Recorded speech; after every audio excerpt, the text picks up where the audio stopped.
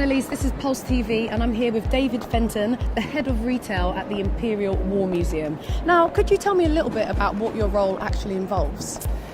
So I look after all the retail across the Imperial War Museum site. So we have 5 different museums. We have 8 different shops across those museums.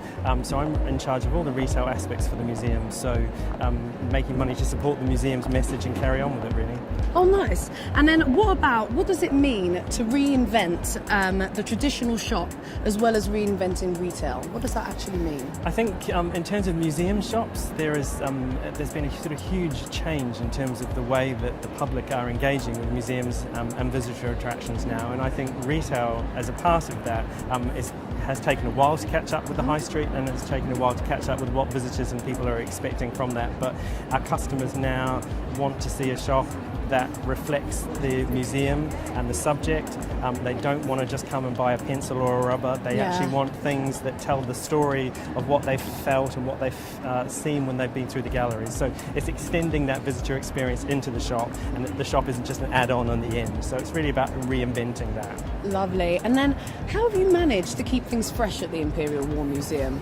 I mean, I remember visiting it as a child, and that whole separate shop situation, that's how I've always envisioned it, but it's changing now, right? Oh, it's massively changed. Obviously with grant and aid dropping from government, the importance of these commercial aspects of museums world is extremely important.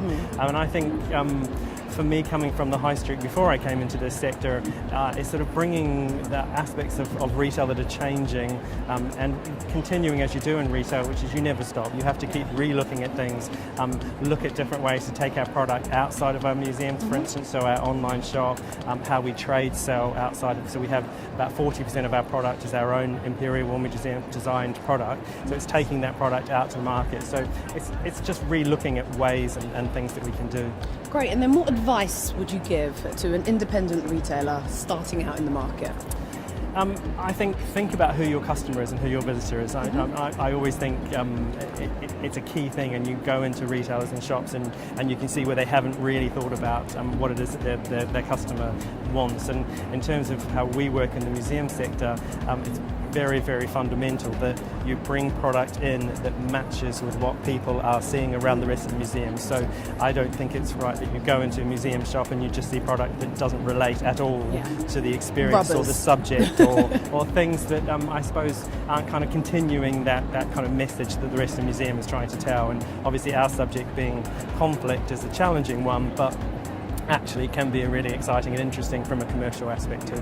Well, some great tips there. Thank you so much, David. It's been a pleasure talking to you, and have a fabulous day. Thank you.